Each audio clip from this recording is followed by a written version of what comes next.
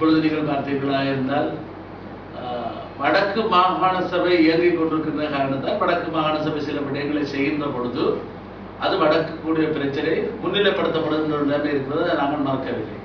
ஆனால் நீங்கள் பார்த்தீர்களா அண்மையில் உடன் தீர்மானம் நிறைவேற்றப்பட்டவுடன் விடுதலை சிறுத்தைகளுடைய கட்சியினுடைய தலைவர் திருமாவளவன் கூறியிருக்கிறார், கிழக்கு மாகாண சபை ஒரு தீர்மானத்தை நிறைவேற்ற வேண்டும்.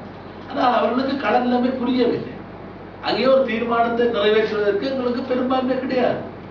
நாங்கள் ஒரு பிரேரணையை முன்மொழி இல்லாமை ஒழிய வழிமொழி இல்லாமை ஒழிய அங்கே நிறைவேற்ற முடியாது. 31 பேர் கொண்ட அந்த 37 பேர் கொண்ட சபையிலே எங்களுக்கு வரும் 11 உறுப்பினர்கள் இருக்கிறார். 11 உறுப்பினர்களை விட நாங்கள் ஒன்றும் செய்ய முடியாது. இதை விட உங்களுக்கு தெரியும், தமிழ் தேசிய கூட்டமைப்பினுடைய தலைவர் இரா சம்பந்தன் ஐயா அவர்கள் திருவண்ணாமலையை சேர்ந்தவர், கிழக்கு மாநிலத்தை சேர்ந்தவர். ஆகவே கிழக்கு மாநிலம் புறக்கணிக்கப்படுகிறது என்றால் சம்பந்தன் ஐயா சேர்ந்து புறக்கணிக்கிறதா என்ற கேள்வியெல்லாம் எழுப்ப வேண்டியிருந்தது. அண்மையிலே கூட இலங்கை தமிழ் கட்சியுடைய மத்திய குழு கூட்டம் திருவண்ணாமலையில் தான் நடைபெற்றது, 26ஆம் தேதி கூட்டம். ஆகவே அந்த தோற்றப்பாடு வருகின்றது. அதை கவனிக்க வேண்டியவர்கள் இன்னும் அழுத்தி வலியுறுத்தி கிழக்கு மாகாண பிரச்சனையை இன்னும் நாங்கள் வடக்கு மாநிலத்தை சேர்ந்தவர்களும் கூட அழுத்த வேண்டும். இல்லாவிட்டால் இந்த மாதிரியான நிலைமை இருப்பதை நான் மறக்கவில்லை. ஆனால் இது வேண்டுமென்ற செய்யப்படுகின்ற விடயம் அல்ல.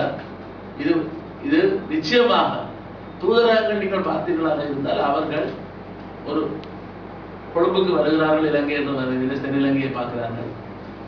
அதாவது வடக்கு கிழக்கிலே யாழ்ப்பாணத்தை தான் அவர்கள் ஒரு முக்கியமான இடமாக பார்க்கிறார்கள். ஆகவே யாழ்ப்பாணம் வந்து போகிறார்கள். ஆனால் யாழ்ப்பாணத்துக்குள்ளே அல்ல பிரச்சனை.